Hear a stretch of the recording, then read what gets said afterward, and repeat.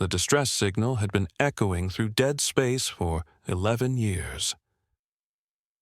Most species ignored it. Some marked it as debris. One species followed it. The alien vessel Kethra slowed near the remains of a shattered human cruiser, frozen in orbit around a dying red star. No power, no weapons, no life signs, except one. A single biological signature, weak, irregular, impossible. Inside the wreck, sealed behind 3 collapsed bulkheads, they found him. A human. Alive. The aliens had studied humans only through ruins and recordings. Extinct. That was the official classification. Yet here he was, emaciated, pale, fused into the wreck by emergency biogel and shattered metal.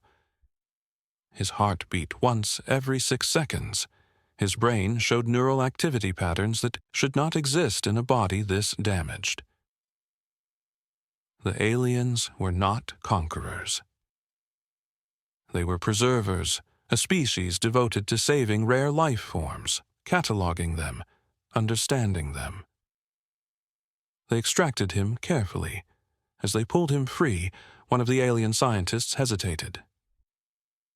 This organism has adapted to damage far beyond its design. Another replied, or it was altered. They took him aboard. When the human woke, the world was light and sound without language. Smooth white surfaces, floating symbols, beings with tall, slender frames, translucent skin, and softly glowing eyes. Fear surged, but his body didn't react normally. No adrenaline spike, no panic reflex. Instead, calm. The aliens noticed immediately. They introduced themselves through translated pulses. They told him the truth, or part of it. You were rescued. Your species is gone. We will help you heal. The human closed his eyes. A single tear drifted sideways in zero gravity. My name, he said hoarsely, is Elias Vorn. Healing required understanding. Human biology was primitive by galactic standards, yet Elias's body was wrong. Scar tissue that regenerated itself. Bone density fluctuating under stress. Neural pathways that rerouted instinctively. The aliens used non-invasive scanners at first. Then instruments. Then controlled exposure. Nanotech mapped his cells. Energy fields stimulated damaged organs. Neural lattices synchronized with his brain to repair memory loss. Elias agreed to everything. If I'm the last human, he said quietly, then learn everything you can. But the aliens noticed something disturbing. Every time they improved him, his body improved back. Adaptive. Recursive. Evolving. During neural scans, Elias began to dream. Not of Earth.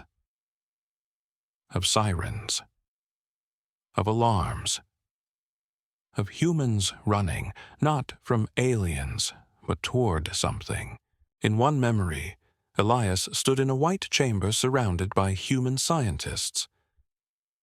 One of them said, "If this works, humanity doesn't need to survive as a species." Another voice answered, "Just one." Elias woke screaming. The aliens paused the experiment.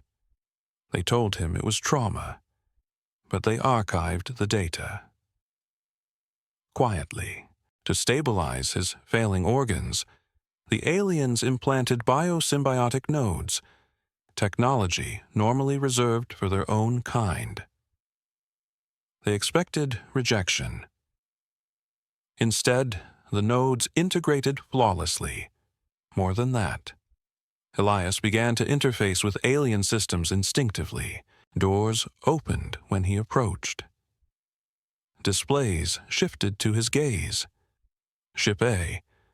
I responded to his thoughts with slight delay. The aliens told themselves it was coincidence.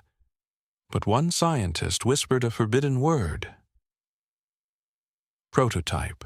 Elias stood alone in the observation chamber, staring at the stars. An alien commander joined him. "We will find you a place among us." Elias didn't turn. "You won't," he said softly, "because you didn't rescue me by accident." The commander froze. "What do you mean?" Elias smiled for the first time since waking. "I was waiting.